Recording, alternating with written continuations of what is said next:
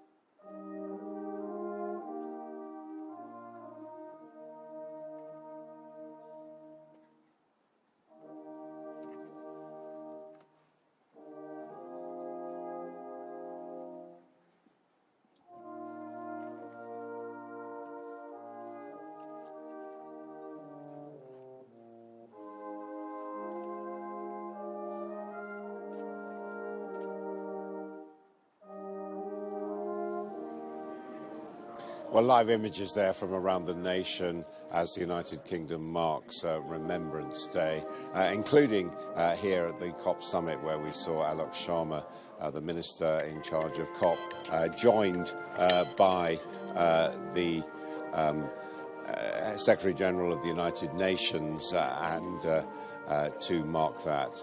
Now, at the National Memorial Arboretum in Staffordshire, at the Cenotaph and at the Duke and Duchess of Gloucester, along with representatives from the Ministry of Defence, the Royal Navy, the Royal Air Force and the Royal British Legion, all laid wreaths ahead of Remembrance Sunday this weekend, where of course there will be events at the Cenotaph and around the country at war memorials. But let's go to our correspondent Lisa Dowd, who is at that National Memorial Arboretum in Staffordshire.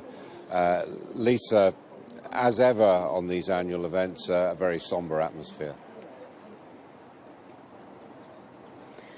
As the ceremony continues here in Staffordshire, it is perhaps poignant to reflect on the 16,000 names which surround the people who are gathered here. They're etched into the stone here on this memorial, the 16,000 names of servicemen and women who've lost their lives since World War II, either on duty or as a result of a terrorist act. And quite sobering to think that actually there is space on this memorial for 15,000 more names. And I was speaking earlier to a World War II veteran, 96 years old. He has come here today to remember those lost, but he told me the story of his twin brother who he had thought had been killed in World War II. He thought that for 2.5 years, and then he had the elation of finding out that he had actually survived, and then the deflation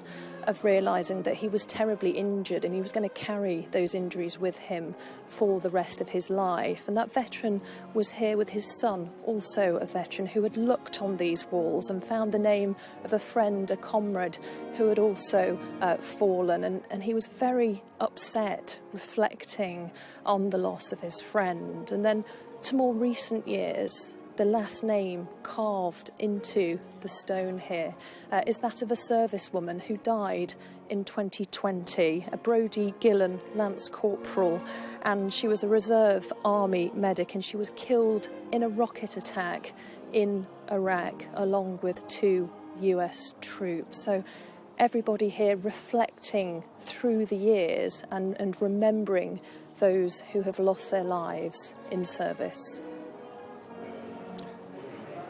Lisa Dowd, thank you very much indeed for joining us. Well, back here